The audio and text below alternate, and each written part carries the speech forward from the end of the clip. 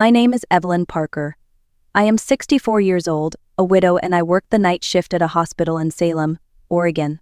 I am not brave. I am not powerful. I am not anyone important. I was just a woman trying to survive after life quietly took everything familiar away from me.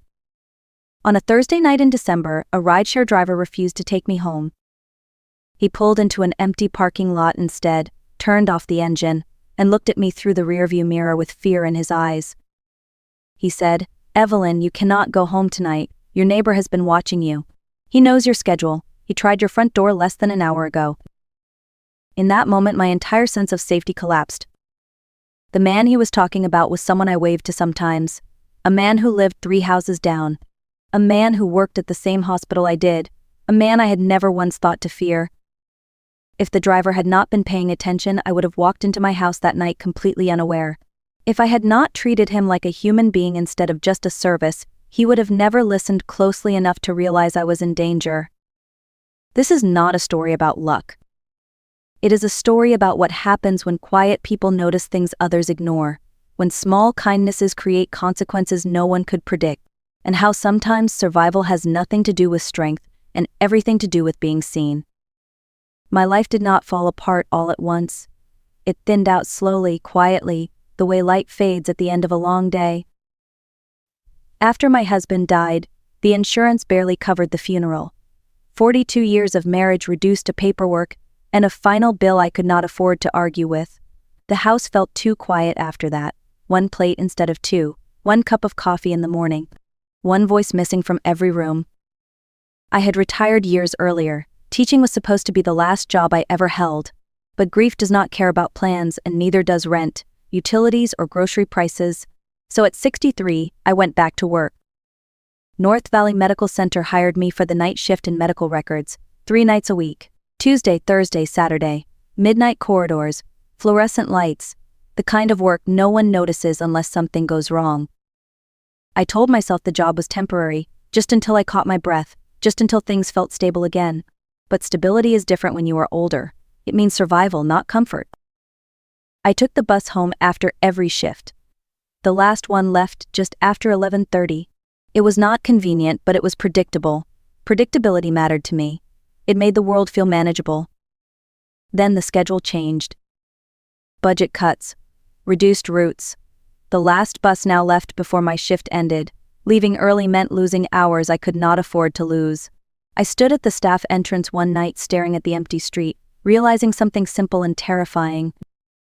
For the first time in decades, I had no way home. That is how I ended up opening a rideshare app on my phone, my hands shaking slightly as I confirmed the request. I thought it was just transportation. I did not know it was the moment my life quietly changed direction. The first time the car pulled up, I hesitated. It was just after midnight. The parking lot behind the hospital was poorly lit, and the silver sedan idled near the curb, as if it had been waiting longer than necessary. I checked the license plate twice.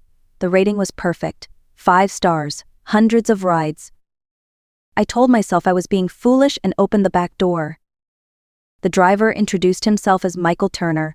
He looked to be in his late 50s, with tired eyes and the posture of someone who had spent too many years bracing for disappointment. He asked me how my shift had been, not out of obligation, but like he actually wanted the answer. I said it had been long. He nodded like he understood. On the drive home, we talked about nothing important: the weather, road construction, how quiet the city felt at night. When we reached my street, he wished me a safe evening and drove off without another word. 3 nights later, he picked me up again. Then again the week after that. At first I assumed it was coincidence. Salem is not a big city, and night drivers tend to circle the same areas. But after the 3rd week, I realized something else was happening. Every Tuesday, Thursday, and Saturday, Michael's car appeared within seconds of my request. He already had my address loaded. He never asked where I was going. He was not hovering. He was not intrusive.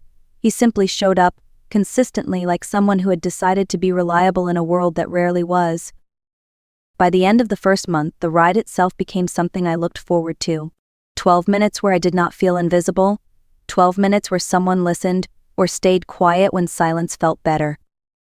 I did not know it then, but those ordinary rides were building a quiet trust. The kind that only forms when two people stop performing and simply exist as they are. Trust does not arrive loudly, it settles in through repetition. By the second month, Michael and I had fallen into a rhythm neither of us named. I would finish my shift, step outside into the cold night air, and his car would already be there. I stopped checking the app. I stopped worrying about who might pick me up. One night in early November, the hospital cafeteria was about to close when I passed by. On impulse, I bought 2 coffees instead of 1. The kind that comes in thin paper cups and tastes slightly burnt no matter how much cream you add. When I handed one to Michael through the window, he did not take it right away. "You do not have to do that," he said. "I know," I replied, "but it is late, and you have been driving all night." He held the cup like it was something fragile, valuable. He thanked me twice before putting it in the holder. After that, the coffee became part of our routine. Sometimes it was coffee, sometimes hot chocolate when the mornings turned colder. Once, I taped a small candy cane to the lid without thinking much of it. Michael laughed, but his voice caught. "My wife used to do things like this," he said quietly. "Small things. I did not appreciate them at the time." "You notice them now," I said. "That counts for something." We talked more after that. About his job, about my husband, about the strange loneliness that comes from being surrounded by people who do not really see you. Michael never rushed me, never interrupted. He listened like every word mattered. I thought I was just being polite, kind in a small, forgettable way. I did not realize I was teaching someone to pay attention. The night everything changed did not announce itself. There was no warning, no sudden sense of danger, no voice in my head telling me to be afraid. I finished my shift the same way I always did, logging out of the system, slipping on my coat, and walking toward the staff exit with my shoulders slightly hunched from fatigue. Michael's car was waiting as expected. But the moment I sat down, I felt it. Something was off. Michael did not greet me right away. His hands were tight around the steering wheel, knuckles pale, his eyes fixed on the road ahead instead of the mirror. The car stayed parked longer than usual. Finally, he spoke. "Evelyn, I need to ask you something, and I need you to answer honestly." My stomach tightened. "What is it?" I asked. "Do you know the man who lives a few houses down from you? Gray house, red pickup truck." The question made no sense. I blinked, trying to place it. "I know who you mean," I said slowly. "We wave sometimes, that is all. Why?" Michael did not answer. He pulled away from the hospital, but instead of turning toward my street, he went the opposite direction. "Michael," I said, my voice sharper now, "you missed the turn." "I did not miss it," he replied. "We need somewhere quiet to talk." The city slipped past in silence. My heart began to race, not because of what he had said, but because of how carefully he was choosing his words. When he pulled into the empty parking lot of a closed grocery store and turned off the engine, I knew my night was no longer ordinary. "Evelyn," he said, turning to face me fully, "you need to listen to me very carefully." Fear, real fear, settled into my chest for the first time. Michael did not rush his words. That frightened me more than anything else. He took a slow breath, then said my name again, like he needed to anchor me before the truth landed.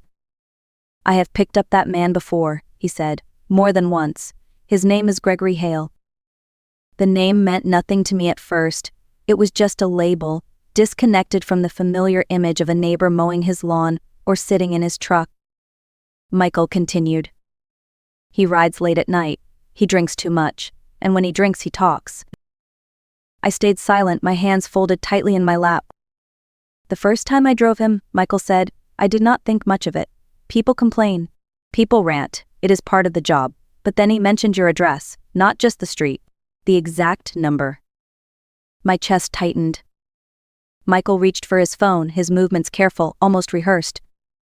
After that ride, I started paying attention, writing things down, dates, times, words he repeated. I told myself I was just being cautious. He scrolled through his notes and turned the screen toward me. Lines of text filled the display. Short entries, precise, clinical. "Last Saturday night," Michael said, his voice lower now. He was angry. He was on the phone the whole ride. He said, "She works nights. The house is empty. She knows too much. We need to deal with it before she goes to the police." The world tilted. I felt lightheaded, like the ground beneath me had shifted without warning. I asked Michael to stop talking. I needed a moment to breathe. He waited, hands still, eyes on me, giving me space even now. Then he said the sentence that shattered everything I thought I understood. "Tonight, before I picked you up, I drove past your street." I swallowed hard.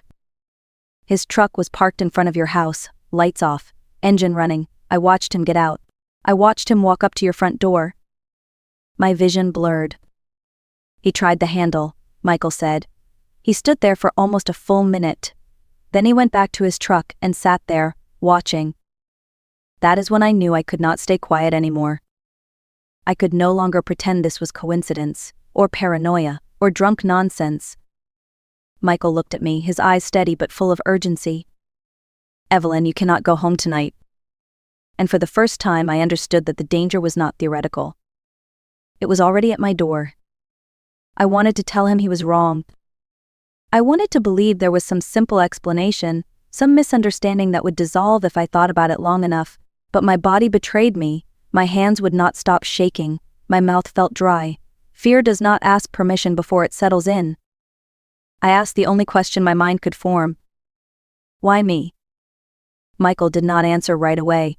He stared through the windshield at the darkened storefronts, choosing his words with care. "I do not think it is personal," he said finally. "I think you are in the wrong place at the wrong time."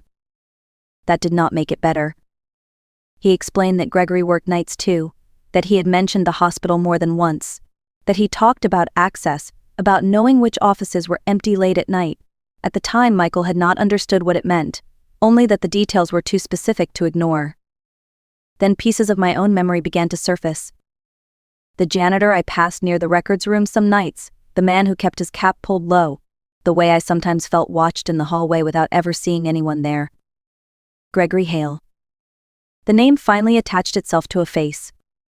I thought about the audit my department had started weeks earlier, missing files, small discrepancies that did not make sense. We had been told not to worry, probably clerical errors, probably nothing. Probably nothing is the most dangerous phrase in the world. Michael turned toward me again.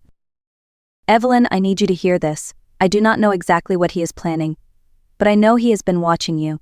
I know he knows your schedule, and I know he tried to get into your house tonight." He paused. "That means whatever he is afraid of, whatever he thinks you know, it is serious enough for him to take risks." The parking lot felt suddenly too open, too exposed. I imagined my house sitting dark and empty, just like Gregory expected it to be. I realized then how carefully my life had been mapped without my knowledge, my routines, my habits, my predictability. Michael reached back and handed me his phone. "These are my notes," he said.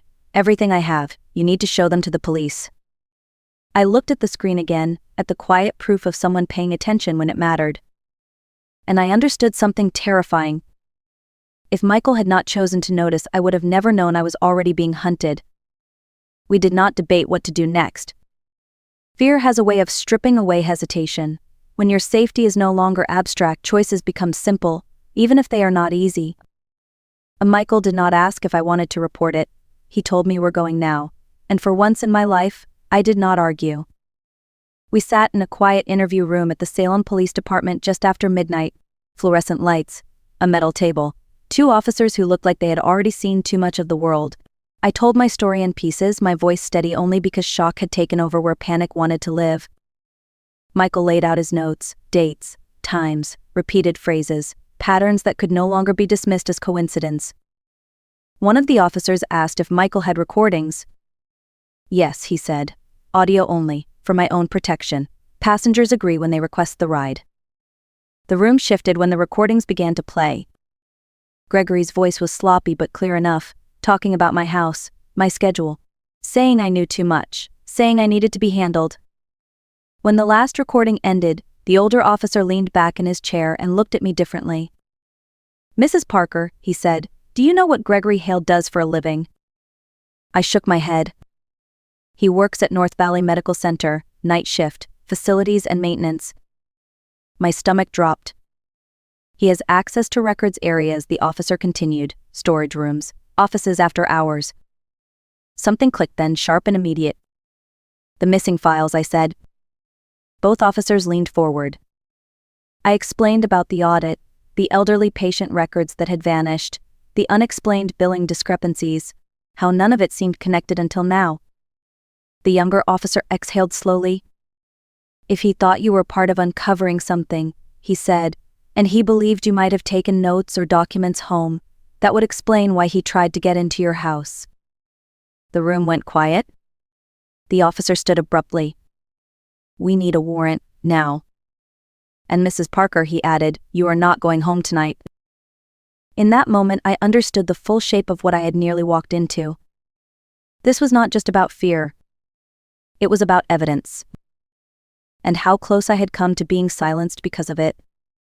I spent that night in a hotel room under police protection, staring at the ceiling while the city slept around me.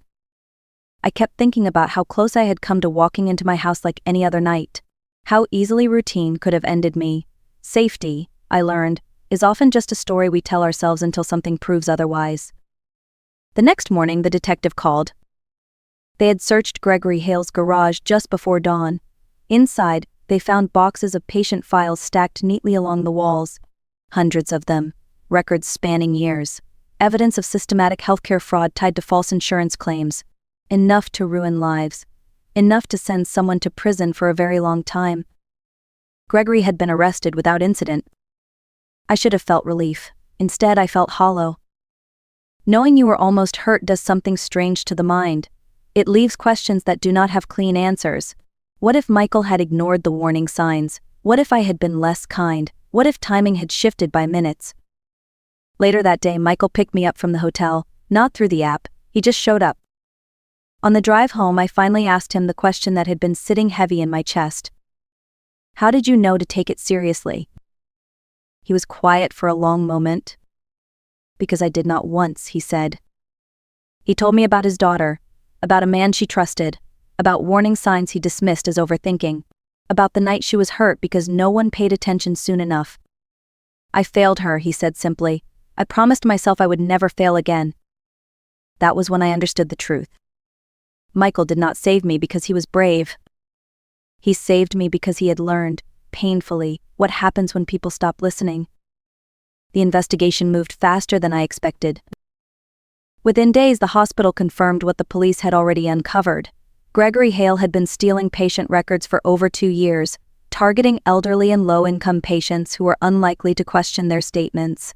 He submitted false claims, redirected payments, and covered his tracks by removing physical files during night shifts. When confronted with the evidence, he did not deny it. At trial, I testified about the audit, about the missing records, about the night he tried my door. Michael testified too, his notes and recordings forming a timeline that could not be argued away. Gregory was sentenced to federal prison. People congratulated me afterward, told me how lucky I was, how brave. I nodded politely, but luck was not what stayed with me. What stayed was the knowledge that danger does not always look dangerous. Sometimes it looks like a neighbor you wave to. Sometimes it wears a uniform and works in the same building you do. Sometimes it watches quietly and waits. I returned to my house on Maple Ridge Lane with new locks and a police report folded carefully in my purse. The walls felt thinner. The nights felt longer. But I was alive. And every time fear threatened to pull me under, I reminded myself of one simple truth. I had not survived because I was strong. I had survived because someone chose to pay attention when it would have been easier not to. Life did not return to normal after that, it reshaped itself. Michael kept driving me to work, but I sat in the front seat now. The barrier between driver and passenger was gone. We talked less about work and more about the things that mattered: regret, forgiveness, the quiet hope that life might still hold something good, even after disappointment. A few months later, Michael received a call he never expected. His daughter had read about the trial, about his testimony, about how he protected a stranger when he once failed to protect her. She told him she was tired of carrying anger that no longer served her. She wanted him to meet his granddaughter. When he told me, his voice shook, not with fear this time, but with something softer: hope. We celebrated with takeout eaten out of paper containers, laughing at how life had brought us together in such an unlikely way. I realized then that kindness does not always fix things immediately. Sometimes it plants seeds that take time to grow. Sometimes it repairs damage we never get to see directly. My own life changed too. The house no longer felt like a place I hid from the world. It became a place people visited. On Sundays, Michael's daughter and her little girl came over for dinner. They started calling me Aunt Evelyn. Family, I learned, is not always built by blood. Sometimes it is built by shared survival. And sometimes it begins with something as small as noticing another person and deciding they matter. I am 65 now. I still work 3 nights a week at North Valley Medical Center. I still lock my doors twice before bed. Some habits do not fade, but I am no longer afraid in the way I once was. Fear isolates, understanding connects. Last month, a new clerk joined our department, young, overwhelmed, sitting alone in the break room staring at a screen like it might swallow her whole. I recognized that look immediately. I brought her a cup of coffee and sat down beside her without saying much. She thanked me like I had done something extraordinary. I smiled because I knew better. Extraordinary things are rarely loud. They are built from small choices made consistently, from listening instead of dismissing, from noticing instead of ignoring, from deciding that the person in front of you is not invisible. People often think revenge is about destruction, about taking something back, about making someone else feel pain. But the most powerful revenge I know is survival with integrity. Gregory Hale wanted silence, he wanted fear, he wanted control. Instead, he was exposed, not because of rage or confrontation, but because 2 ordinary people paid attention to details others overlooked. Michael and I did not win by being louder. We won by being human. If this story reached you tonight, I hope you take one thing with you. Be kind, not because it guarantees safety, not because it earns rewards, but because kindness sharpens awareness. It teaches people to listen, and one day that awareness might save a life. Maybe even your own. If this story resonated with you, share it. Leave a comment about where you are listening from.